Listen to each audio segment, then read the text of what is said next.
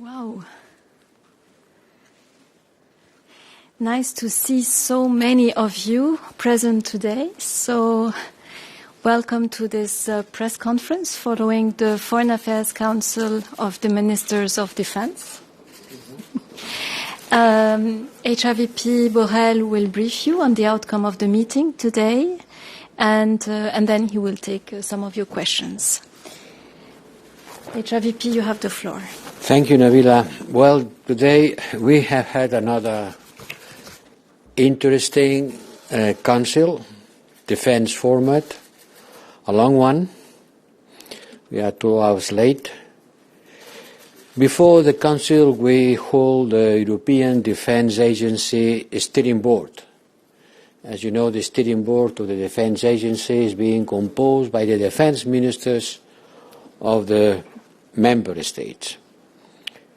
I think that the European Defence Agency is not very well known, and it deserves to be better known, because they do an extraordinary work, and there is not a lot of knowledge about the result of this work. Now the war has been an occasion for the work of the European Defence Agency put on the news and on the reflection and on the work of the European Council and the Commission. According with the strategic compass, today we have established the Hub for European Defence Innovation. The purpose is to stimulate, facilitate and support cooperation among member states on the innovation in the military field. It is the first deliverable of the strategic compass. Then we went to the analysis of the defense investment gap that we will present tomorrow together with the Commission in response to the tasking from the leaders in Versailles.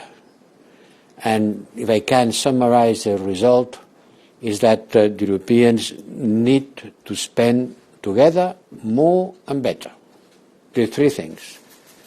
And since it looks like that there is a certain readiness to spend more, it is the occasion to spend together, because spending together is the best way of spending better. If every member state increase its defense expenditure, multiplying by X its current expenditure, the result will be a big waste of money, because we will be multiplying our gaps, our loopholes, and not decreasing our duplications. By the contrary, increasing our duplications. The analysis that the agenda has been doing systematically every year has been very much useful in the preparation of the report that the College will study tomorrow and will be presented to the leaders. You know that the agency produces this coordinated annual review on defense, the CART report, or the capability development plan, where we study what do we have, which are our capabilities, and what do we need to have. And this is the gap. The gap is what we have and what we should have, or what we need to have. And taking into account the current security context, marked by the return of war to Europe, this analysis is becoming much more important. The analysis looks at the gaps in the short term. The first thing to do is to refill our stockpiles of military material. In the medium term, we have to augment our existing capabilities, and in the long term, we have to reinforce and modernize. Can I put a figure to the gap? Yes. If we had been spending on defense every year since 2009 until 2018, the same amount of money that we were spending in 2009, every year the same amount of money than in 2009 for 9 years, we would have spent in defense 160 billion more. Now we are at the same level that in 2008. We have recovered this gap, but the cumulated differences, adding up all the annual gaps with respect to the 2009, it makes 160 billion. It has been a strong disarmament process, a silent disarmament process that the Europeans have been passing through. I'm very happy, because less military expenditure means more money for other purposes. But now we face the consequences of this cumulated gap, and we have to recover from these dynamics. Then we move to the how to recover. This is a big question. On what? Medium-term, refilling stocks, short-term, refilling stocks, medium-term, increase the existing capabilities, long-term, to reinforce and modernize. It's going to be a big task and a big occasion also for our industry, and the war in Ukraine has been a wake-up call, making clear that we have to fill in these gaps and increase our defense capabilities. Then we went to the FAC defense. We updated the ministers to the latest development in Mali. Let me summarize. We don't have the guarantees by the transition authorities on non-interference by the Russian mercenaries. By the contrary, we have seen an increasing pattern of collusion and allegations of grave human rights abuses being investigated by the United Nations, and the latest regrettable decision by Mali to pull out from the G7 Sahel only add to this. So we decided to reaffirm our 1 month ago provisional decision of suspending operational training to form units of the Malian Armed Forces and the National Guard. We have also suspended the delivery of military equipment under the European Peace Facility, who was on the way. This doesn't mean that we are leaving Sahel. On the contrary, we want to do more and to do better. And for that, we will reallocate our resources, our military resources, in the neighboring countries. We will look to what's happening in the Gulf of Guinea, and we will be decreasing our effectives on the Mali itself, since we are not going to continue doing military training. We will decrease our effectives. On the next weeks, we will present a strategic review of the Mali mission to the member states, but we are not cancelling this mission. And then we went to the Compass. You know that the Compass is a very operational document with 80 concrete actions and a time to deliver. And 51 of these 80 concrete actions have to be implemented already this year. And we are working on it. And we have explained to the ministers what are we doing and what we expect the member states to do on space and on fighting against information and manipulation, on developing this rapid capacity deployment force. 51 of these measures has to be implemented this year. Then we went on the study on how can we make our CSDP missions and operations more effective. This is another request from the Compass. More flexibility in order to respond to our partners' needs. More targeted training accompanying equipment, and we cannot have a fit-for-all formula. We have to be able to adapt the missions to the current security environment. We should try, for example, to authorize executive tasks, not just training, but executive tasks, using Article 44, which allows a member to agree to execute certain tasks that could represent an executive mission under the European Union banner without having to be all together. We don't need unanimity. Well, we need unanimity, but not a unanimous participation. So the ones who doesn't want to participate can let the others go. We have also to prevent better and not only respond to crisis. We have to act before the crisis erupted. This is a good example. The Gulf of Guinea is a good example. We know that there are some crises that look like the Sahelian crisis to tackle terrorism. So that's happening in Benin, Togo, and Burkina Faso. So we need to act before the crisis erupts, and we have to be prepared to provide support to our partners well before we are in an urgent situation. We need smaller, more agile teams that can address specific requests for targeted training, advice, equipment, and accompaniment. This is the formula. Then we went to the Russian aggressions against Ukraine. We were joined by the Ukrainian Minister of Defense, Mr. Reznikov, via VTC certainly, and the NATO Deputy Secretary General, Mr. Joanna. Minister Reznikov gave us an account of the situation on the ground and the needs of the Ukrainian army that we are continue supporting.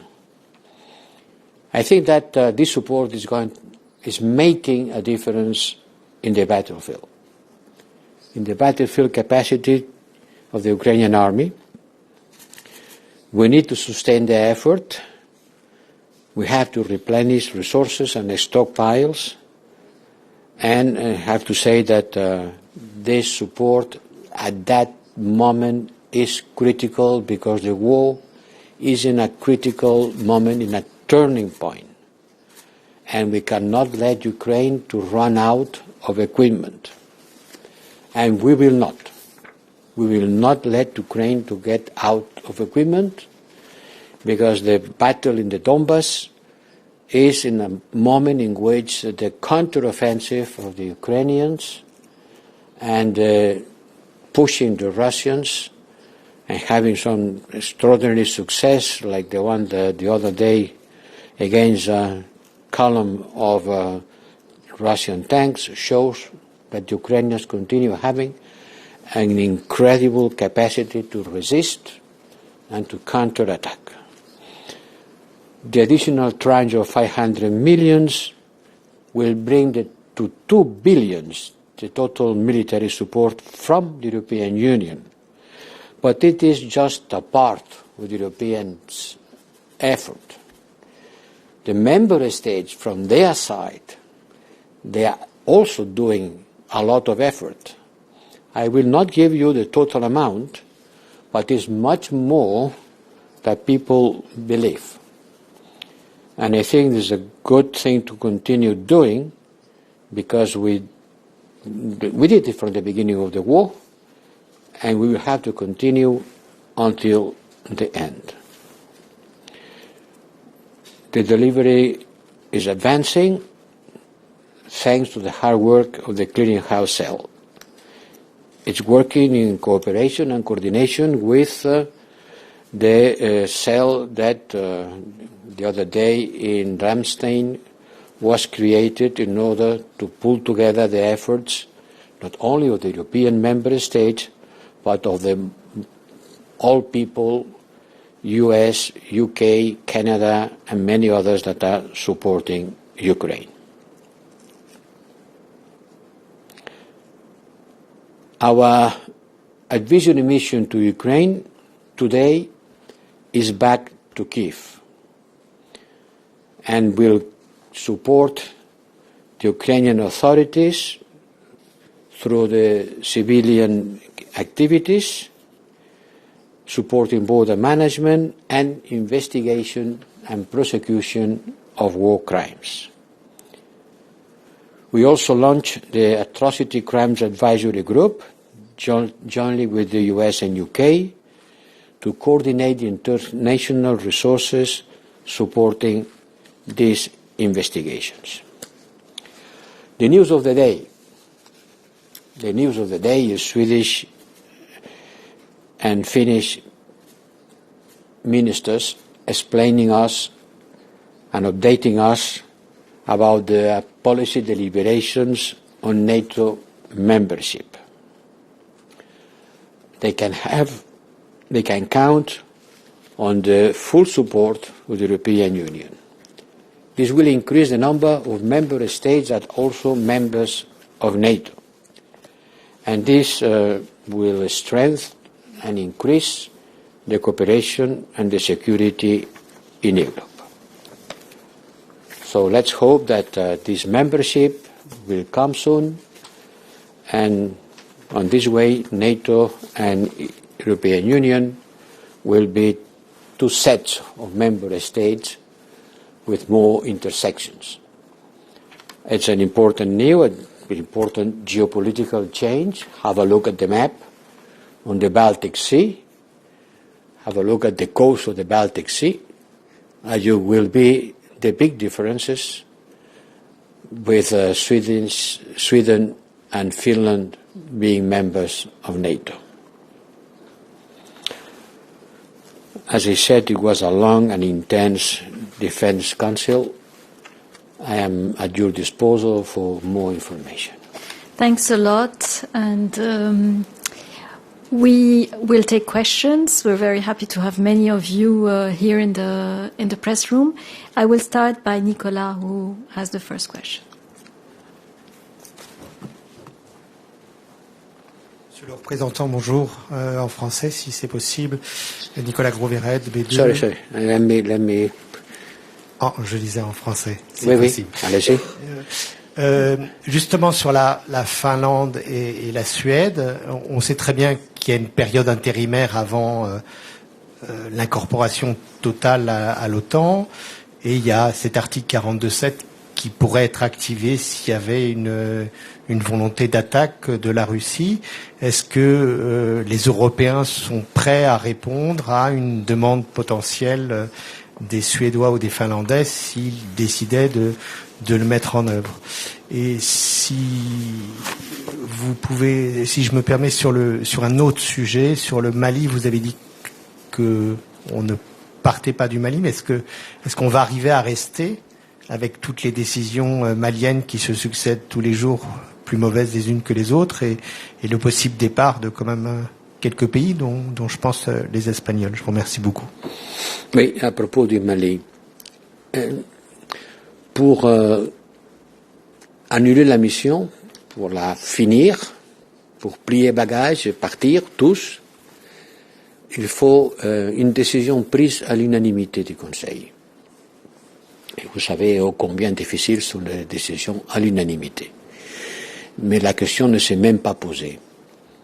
La mission n'est pas annulée, la mission reste, mais on va la redéfinir et la redimensionner. On a plus de 1000 effectifs.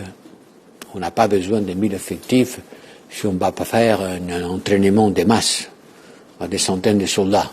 La grosse activité, c'est le training de dizaines, centaines de troupes. Ça ne va pas continuer. On a arrêté il y a un mois. Il n'y a pas de raison de continuer parce qu'on n'a pas des assurances de la partie des autorités maliennes. Donc ça, on arrête. Si ça, on arrête, il faut répatrier un certain nombre de ces effectifs. L'Espagne ne part pas, mais sans doute va diminuer le nombre de ces effectifs. L'Espagne est un grand contributeur à la mission au Mali. Et évidemment, ça va diminuer. L'Allemagne a ses effectifs qui restent, mais pas au Mali. Ils restent au Niger, de l'autre côté. Ils font partie d'une mission qui maintenant a une dimension régionale, parce que c'est pas seulement le Mali, c'est aussi le Burkina, c'est aussi le Niger, mais ils ne sont pas au Mali. Donc la mission reste, la mission va être redimensionnée, refocus, je ne sais pas comment on dit refocus, recadré pour atteindre d'autres objectifs, comme le training de haut niveau, les trainings dans des affaires de, par exemple, le respect des droits humanitaires et le conseil de haut niveau au cadre de l'armée malienne, c'est possible. Mais l'activité, disons, qui demande un grand volume d'effectifs, une grande activité numérique qui engage la centaine de personnes, celle-là va s'arrêter. Mais on reste pour faire les autres choses avec beaucoup moins d'effectifs. Mais ceci ne veut pas dire que tout le monde va partir quand et comment ils voudront. Il faudra faire ça d'une façon coordonnée. On est quand même une mission et chaque pays devra proposer le retrait de ses troupes d'une façon coordonnée par le commandement bruxellois de la mission au Mali. Sur la question. J'allais dire une chose, mais je ne la dis pas. Ensuite, article 42.7. Article 42.7, il est là, elle dit ce qu'il dit. Il dit clairement que si un État est attaqué dans son territoire, s'il y a une agression armée contre un État membre de l'Union européenne, cet État peut demander aux autres de l'aider. Et les autres sont obligés à le faire avec tous ses moyens. Ni plus ni moins. Ni plus ni moins. Il faut que l'État affecté le demande, mais s'il le demande, les autres doivent l'aider. C'est pas potestatif, c'est pas dire j'ai deux choses à faire. Non, non. C'est une obligation de traiter. Mais c'est pas automatique. Il faut que l'État agressé, si ça arrive, espérons que ça n'arrivera jamais, les demande. Merci. Maintenant, je vais prendre des questions sur les collègues qui sont connectés, et je passe la parole à Tommaso.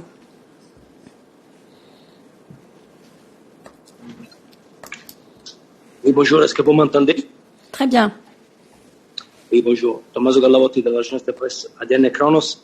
Et c'est seulement pourquoi ce matin la secrétaire au Trésor des États-Unis, Janet Yellen, a dit, je cite en anglais, je vous prie de m'excuser, elle a dit que I commend European leaders for their proposal to phase out all Russian energy supplies within 6 months, and I recognize the solidarity of the European people in accepting the implications of this proposal. Est-ce que vous pourriez nous dire quand les leaders européens ont pris cet engagement? Parce que, à ma connaissance, ce n'est pas un engagement qu'ils ont pris en public. Et en plus, la secrétaire Yellen est une ancienne présidente de la Federal Reserve. Donc, j'ai du mal à croire qu'elle parle en faisant des erreurs. Merci. Je ne dirais pas qu'elle a fait des erreurs, mais il peut y avoir une mauvaise interprétation. Un complete phase-out of Russian energy, que je sache, c'est pas une décision ferme de celui qui peut la prendre, non? Mais peut-être il y a une mauvaise interprétation des données, des chiffres. Je ne peux pas commenter une déclaration que vous m'annoncez, mais que je ne connais pas en détail. Je ne sais pas. Merci. James, you have the floor. James Bays from Al Jazeera. As you said today, the news of the day is Sweden and Finland, and very specific things have happened while you've been in that meeting. President Biden has asked the Prime Minister of Sweden and the President of Finland to come to the White House on Thursday. The Swedish Foreign Minister has signed the letter requesting membership of NATO. And perhaps most importantly, the Finnish Parliament has voted 188 in favour of joining NATO, just 8 against. These things that have happened today, what message do they send, do you think, to President Putin? Je ne pense pas que les Suédois et les Finlandais ont envoyé un message à l'adresse du président Poutine.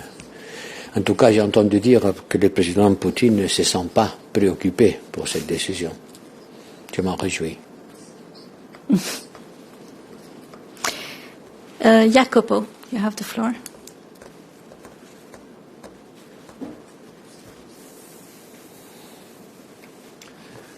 Thank you, Jacopo Regazzi with Politico. Je comprends que quand on parle de défense, on parle en français, mais je vais poser ma question en anglais parce que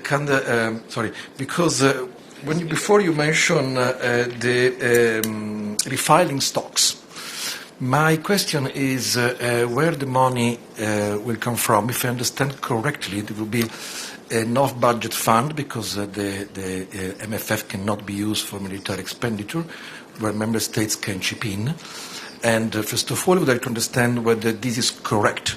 And secondly, whether this money will also be used to refill also the EPF, because so far 2 billion, as you just said, have been spent, so there will be other 3 billion for the rest of the years. And so my second question is whether this money will also be used to refill the European Peace Facility. Thanks.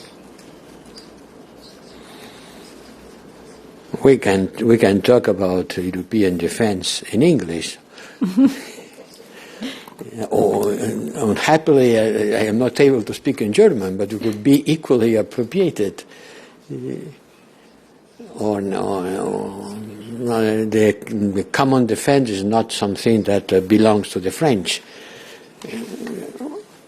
Look, first, certainly we cannot fund military expenditures with the European Union budget. We finance the defense industry through the European Defense Fund, qui devrait s'appeler European Industrial Defense Fund, parce qu'elle finance l'industrie de défense. Mais il n'achète pas d'armes. La European Peace Facility ne fait pas partie du budget européen. C'est un budget d'un accord intergouvernemental qui n'est pas soumis aux règles du budget européen. Donc, on pourrait en faire ce que les membres du board décident. Mais sans doute, ils ne vont pas décider d'utiliser ces ressources, ces maigres ressources, parce que finalement, comme vous dites, il nous reste 3 milliards. Avec 3 milliards, on ne va pas trop loin pour refaire les stocks des armées européennes qui ont pu être, je dirais pas épuisés, mais usés pour aider l'Ukraine. Non, le gap analysis, c'est un gap analysis. It's not a gap funding. Le financement devra être fait par chaque État. On peut toujours imaginer des solutions d'autres types, mais non, c'est clair. Le financement des armées, c'est une affaire nationale et rien n'est prévu d'autre. Et par rapport à l'European Peace Facility, yes, we have enough resources for this year. Et on peut toujours les remplir, ces ressources. Il suffit que les États décident de le faire. Ce n'est pas comme le budget européen. C'est une décision intergouvernementale, beaucoup plus flexible. Ne demande pas l'accord avec le Parlement. Il demande tout simplement que les États membres qui font partie des IPF se mettent d'accord pour augmenter la quantité qu'ils auront décidé au début de l'année. Mais on pense qu'on a assez de ressources avec ce qu'on a. Yuri, and then the lady in white. The lady in white. At the end. She's at the end. Yuri, il faut lui répondre. J'en vois 3. Elle est tout au fond. Il faut lui répondre en anglais à Yuri. En anglais? Okay. So thank you very much, Yuri Shiko, Deutsche Welle. So I want to come back to English to ask you about Russian war against Ukraine. So you said now it is a turning point. So can you tell us what is the EU assessment? What is turning point? Yes. Yes. So what is your assessment? How long will Russia be able to continue its offensive? Because now we still see that Russia is trying to continue its offensive on Donbass. So what is your assessment? How long it will be able to continue to sustain this effort? And then you said that EU countries want to continue providing weapons to Ukraine. So, but given this huge gap that you talked about, will the EU countries have enough weapons to provide to Ukraine to sustain this effort, to help Ukraine to defend itself, and as you said, to start counter-offensive in other parts to liberate other parts of Ukraine that have been occupied by Russia? Yes, certainly. The member states have enough resources to continue supporting Ukraine at the same pace. No problem. And I am not a military expert. I don't know. I have a military staff, and I got a lot of advice and information. I see what the satellites see. But frankly speaking, I wouldn't dare to make a hypothesis about how long Russia can resist. We are talking about Russia resist. The verb resist, we use it with respect to Russia. But if it is true that Russia has lost about 15% of their troops at the beginning of the war, this is a world record on the losses of an army invading a country. Thank you. And you have the list of the material that the Russians seem to have lost on tanks, artillery, drones, losses which has been verified. That's also an incredible amount of losses. I don't know if they can refill it, but the amount of losses of the Russian army is really impressive. And last but not least. Thank you, Katerina Tani from Monch. I have a general question on cooperation, defense cooperation. In the past, the increase in national budgets for defense haven't always translated into increased cooperation. So do you think that this time the overall geopolitical situation and the need to replenish the stocks will translate into an improved cooperation in defense for member states? And if yes, why? Thank you. Because there are good reasons. Because until now we were in a theoretical situation. On était dans une situation without a specific danger. We were not facing a threat, a concrete threat. And you know, Europe is answering in front of a crisis. We need a crisis in order to react. That's a pity that it has to be on a military crisis, on a war that represents the losses of human lives and destructions in Ukraine. But in any case, it has been a wake-up call. Now everybody understands that we need to be more capable of facing situations like ones that we had been taken out of our imagination. And now they become real. So there is a strong incentive to act, and to act the best way. And it's clear that common procurement, common research and development, pooling capacities, avoiding diversification of materials, different types of materials, all the doctrine that the European Defence Agency has been creating along the years And this agency was created for that, was created to push for a common defense capacity. And now is the moment for the agency to use the knowledge that it has been producing. And I am sure that the member states will understand that in order to spend better, they have to spend together.